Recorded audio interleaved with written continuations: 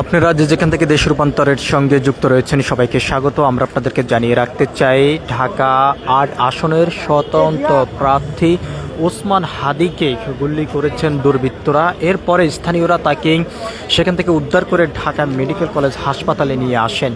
তবে তার অবস্থা বর্তমানে খুব আশঙ্কাজনক অবস্থায় রয়েছে বলে জানিয়েছেন চিকিৎসক এবং তিনি লাইফ সাপোর্টে আছেন।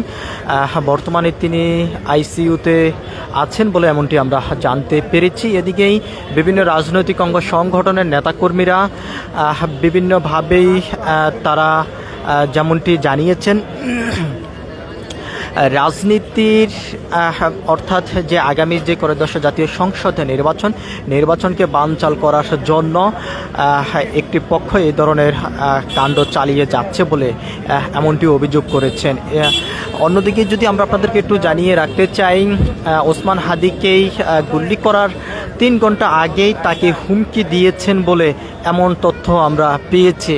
এদিকেই স্থানীয়রা তাকেই ঢাকা মেডিকেল কলেজ হাসপাতালে নিয়ে আসার পর থেকে বিভিন্ন রাজনৈতিক অঙ্গ সংগঠনের নেতাকর্মীরা এখানে এসেছেন তার শারীরিক অবস্থার খোঁজখবর জানার জন্য। একদিকেই পরিস্থিতি স্বাভাবিক রাখার জন্য ব্যাপক নিরাপত্তা জোরদার করা হয়েছে। পুলিশ সদস্যদের পাশাপাশি বিজিবি সেনাবাহিনী এখানে মোতায়েন করা হয়েছে। সেই চিত্রটি আমরা আপনাদেরকে একটু সরাসরি দেশ রূপান্তরের ক্যামেরার মাধ্যমে দেখানোর চেষ্টা করছি। অন্যদিকে যদি আমরা আপনাদেরকে একটু জানিয়ে রাখতে চাই,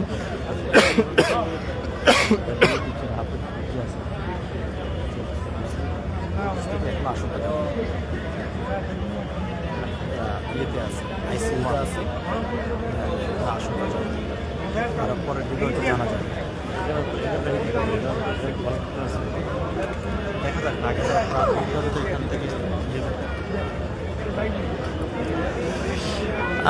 অন্যদিকেই বিএনপির পক্ষ থেকে কালকে সারা দেশেই বিক্ষোভ কর্মসূচির ঘোষণা দিয়েছেন রুহুল কবির রিজভী এক প্রেস বিজ্ঞপ্তির মাধ্যমে, এমনটি কিন্তু আমরা জানতে পেরেছি। ওসমান হাদির উপরেই যে সমস্ত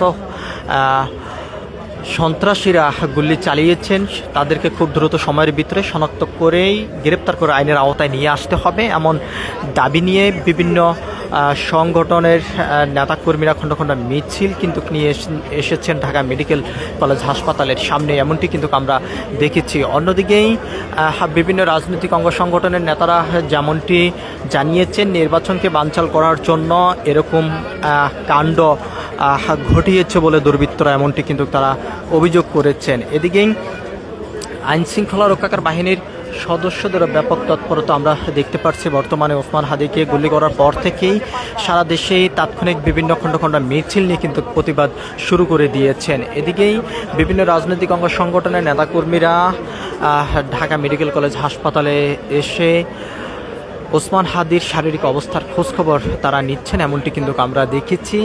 আমরা আপনাদেরকে একটু সরাসরি দেখানোর চেষ্টা করছি ঢাকা মেডিকেল কলেজ হাসপাতালের সামনের থেকে। তিনি বর্তমানে চিকিৎসাধীন অবস্থায় রয়েছে ঢাকা মেডিকেল কলেজ হাসপাতালে, তবে তার অবস্থা খুব আশঙ্কাজনক বলে জানিয়েছেন চিকিৎসকরা। অন্যদিকেই আরও যেমনটি জানিয়েছেন, তিনি বর্তমানে আইসিইউতে চিকিৎসাধীন অবস্থায় রয়েছে বলে আমরা জানতে পেরেছি।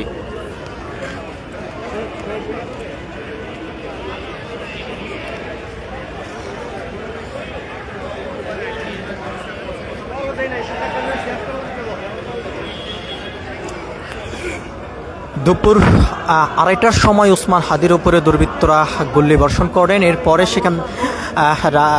সেখান থেকে উদ্ধার করেই তাকে ঢাকা মেডিকেল কলেজ হাসপাতালে নিয়ে আসা হয়। এরপর থেকে দেশের বিভিন্ন স্থান থেকে প্রতিবাদ বিক্ষোভ মিছিল নিয়ে বের হয়েছেন বিভিন্ন রাজনৈতিক অঙ্গ সংগঠনের নেতাকর্মীরা, এমনটি কিন্তু আমরা দেখেছি। কিছুক্ষণ আগে জাতীয় নাগরিক পার্টির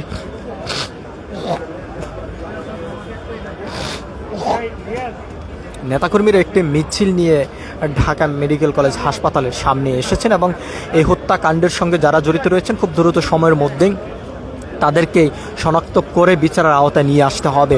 অন্যদিকেই আইনশৃঙ্খলা রক্ষাকারী বাহিনীর পক্ষ থেকে যেমনটি জানানো হয়েছে, রাজধানীর বিভিন্ন গুরুত্বপূর্ণ স্থান থেকে সিসিটিভি ফুটেজ সংগ্রহ চলছে এবং শনাক্ত করেই অপরাধীদেরকে খুব দ্রুত সময়ের ভিতরে আইনের আওতায় নিয়ে আসা সম্ভব হবে বলে এমনটি কিন্তু তারা আশ্বস্ত করেছেন। এদিকে সব ধরনের কার্যক্রম কিন্তু তারা করে যাচ্ছেন আইন শৃঙ্খলা রক্ষাকারী বাহিনীর সদস্যরা দ্রুত সময়ের ভিতরে অপরাধীকে শনাক্ত করে আইনের আওতায় নিয়ে আসার জন্য, এমনটি কিন্তু আমরা জানতে পেরেছি। আমরা আপনাদেরকে একটু দেখানোর চেষ্টা করছি বিভিন্ন নেতাকর্মীরা ঢাকা মেডিকেল কলেজ হাসপাতালে আছেন।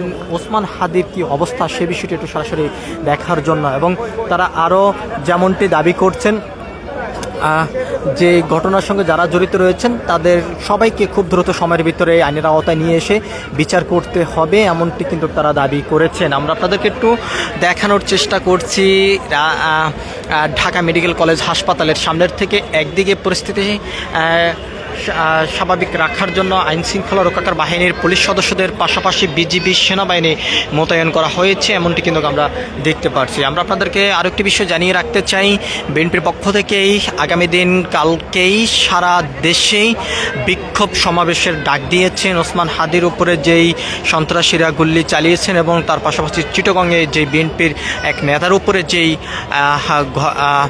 হামলার ঘটনা ঘটেছে, এই হামলার তীব্র নিন্দা প্রতিবাদ জানিয়ে বিক্ষোভ কর্মসূচি দিয়েছেন বিএনপির পক্ষ থেকে। আমরা আপনাদেরকে একটু সরাসরি দেখানোর চেষ্টা করছি ঢাকা মেডিকেল কলেজের সামনের থেকে সরাসরি যুক্ত হয়ে। এখানে বিভিন্ন রাজনৈতিক